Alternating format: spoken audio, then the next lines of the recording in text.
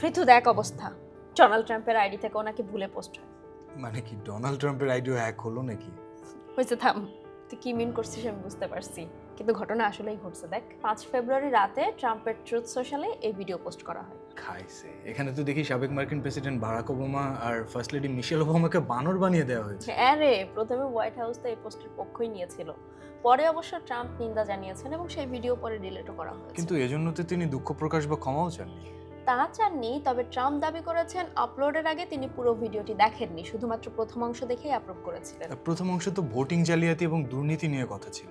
হ্যাঁ, সেই জন্যই তো ট্রাম্পের দাবি তিনি আসলে পুরো ভিডিওটি না দেখেই আপলোড করে দিয়েছেন, কিন্তু দায়িত্ব ছিল হোয়াইট হাউসের যারা সহকারীরা আছেন তাদের পুরো ভিডিওটি দেখে আপলোড করার, কিন্তু তারাও নাকি দেখে নাই। কিন্তু সেই পুরনো বর্ণবাদী ক্যারিকেচারের প্রতিফলন ঘটানো এরকম ভিডিও তো এর আগেও দেখা গিয়েছিল। আরে হ্যাঁ, ধারণা করা হচ্ছে এই ক্লিপটাও ওই জেরিয়াস নামক এক রক্ষণশীল মিম নির্মাতার অক্টোবরে দেওয়া এক্সপোস্ট থেকে নেওয়া হয়েছে।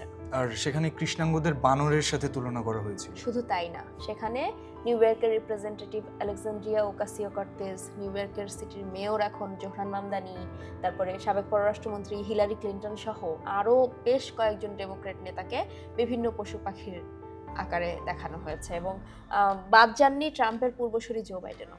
তাকে কলা খেতে থাকা বানরের হিসেবে উপস্থাপন করা হয়েছিল। ঘটনা যাই হোক, এই ঘটনা কিন্তু ব্যাপক সমালোচনার জন্ম দিয়েছে, পুরো আমেরিকায় তোলপাড় চলছে। তা অবশ্য হওয়ারই কথা। হুম।